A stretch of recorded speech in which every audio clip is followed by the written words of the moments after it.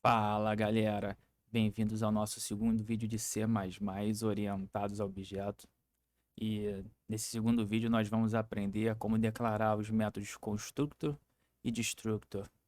Iniciamos incluindo as bibliotecas básicas IOString e também a biblioteca de tratamento de strings. Vamos utilizar aqui o namespace para a biblioteca standard e também definimos o nosso breakpoint. Seguimos então declarando a nossa classe, conforme nós vimos no vídeo passado, com a palavra reservada class. A classe vai ser de nome comport e nós vamos declarar ela dentro das chaves, não esquecendo aqui do ponto e vírgula para fechar a declaração da classe. Teremos dois blocos, um bloco de métodos e atributos privados e um bloco de métodos e atributos públicos. Por enquanto, nós vamos trabalhar aqui só nos públicos e declaramos dois atributos, uma string de nome name e um inteiro rate. Agora aqui nós temos a declaração do nosso método construtor, que leva o mesmo nome da classe, e o método construtor vai receber dois parâmetros, uma string de nome name e o inteiro de nome rate. Observe que são variáveis diferentes, o atributo underline rate e uma string underline name, desses dois parâmetros de entrada do método construtor. E também temos o nosso método destructor, que é também do mesmo nome da classe, entretanto, ele leva esse til na frente da sua declaração. Acontece que no C++ normalmente utilizamos dois arquivos para implementar as classes. O primeiro .h, que é a declaração da classe propriamente dita, e o segundo arquivo de nome cpp, que vem as suas implementações, o código-fonte da classe. E que aqui nós vamos trabalhar nesse único arquivo main.cpp, unicamente para facilitar aqui o nosso estudo.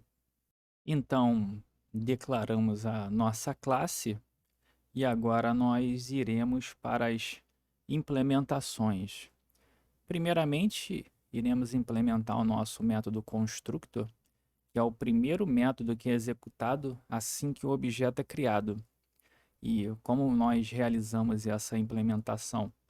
Nós colocamos o nome da classe seguido de dois pontos, que é chamado de operador de escopo. Nós repetiremos novamente o nome da classe, já que o método constructor ele leva o nome da classe. E aqui a assinatura é igual, ela vai receber dois parâmetros de entrada, de nome name, a string nome name, e um inteiro rate. Nós vamos imprimir uma mensagem na tela, que o método construtor ele foi chamado, e iremos atribuir os parâmetros de entrada nos atributos da classe, tanto name quanto rate. É importante salientar que o C++ é uma linguagem de performance, então existem outras formas de você declarar um método construtor para que o compilador gerencie melhor a memória. Só que aqui nós vamos priorizar, por enquanto, aquele método de declaração que o entendimento é mais fácil. Para a implementação do método destructor, seguimos da mesma maneira, colocando o nome da classe, seguido do nosso dois pontos, que é o operador de escopo, o identificador do método destructor, o til, e novamente o nome da classe. O método destructor ele não leva parâmetros e na nossa implementação nós vamos somente exibir a mensagem que o método destructor foi chamado. O método destructor é o último método a ser executado do objeto quando ele sai do escopo, ou seja, é a última coisa que o objeto faz antes do programa entregar aquela localização de memória para o sistema operacional. Na nossa função main, nós vamos criar um objeto, então vamos chamar o método constructor, vamos parar o programa por um breakpoint, nós vamos acessar os atributos internos do objeto, o atributo name e o atributo rate. Vamos executar outro breakpoint.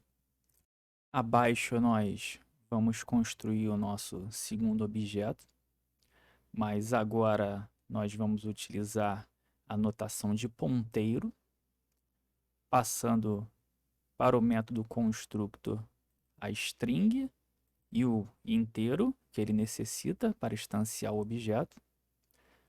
Executamos mais um breakpoint e, como anteriormente, nós também acessaremos os atributos internos name e rate. Mais um breakpoint. Nós vamos destruir o objeto aqui pelo esse comando delete e daremos o último breakpoint antes de terminarmos o programa.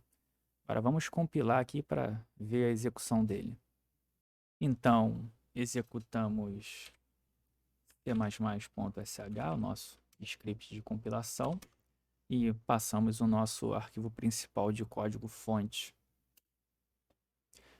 Então, ele já temos aqui na nossa tela que o método constructor foi chamado do nosso primeiro objeto criado.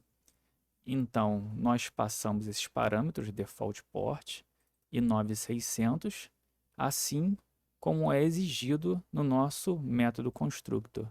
Necessitamos de 2 parâmetros, e esses parâmetros são guardados dentro dos atributos internos. Apertamos Enter para continuarmos. Temos a leitura dos nossos atributos internos, default port 9600, conforme passamos aqui. Seguimos agora para a criação do nosso segundo objeto, através de ponteiros. O nosso segundo objeto foi criado, pode ver que o nosso método constructor foi chamado, passando alternate port como name e 115.200 como parâmetro do número inteiro. Agora nós vamos exibir o name e o rate desse nosso objeto second port. Pronto, aqui temos o alternate port e 115.200, conforme já era previsto.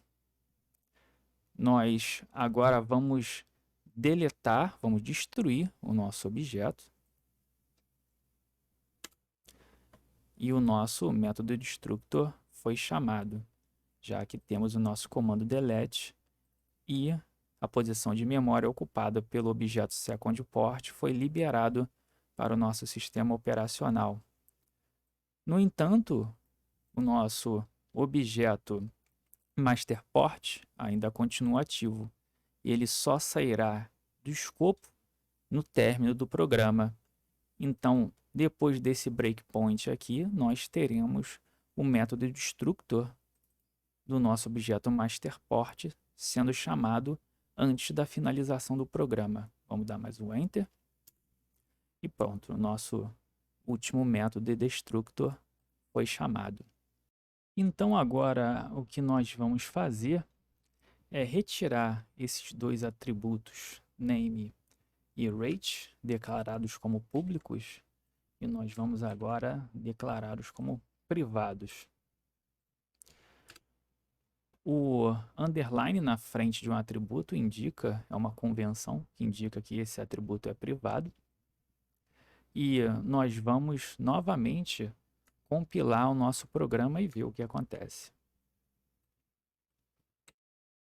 Temos nosso C++, o nosso script, passando o arquivo principal de código-fonte.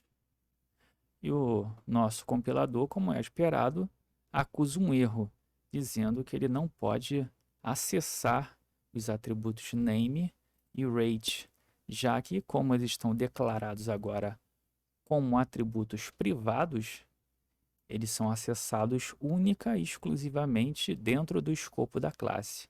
não podendo ser acessados pelo nosso método principal main. Aqui nós continuamos a execução, mas estamos executando o nosso programa anterior, compilado anteriormente. E no próximo vídeo nós vamos descobrir como corrigir esse erro. Então, te vejo no próximo vídeo. Até a próxima!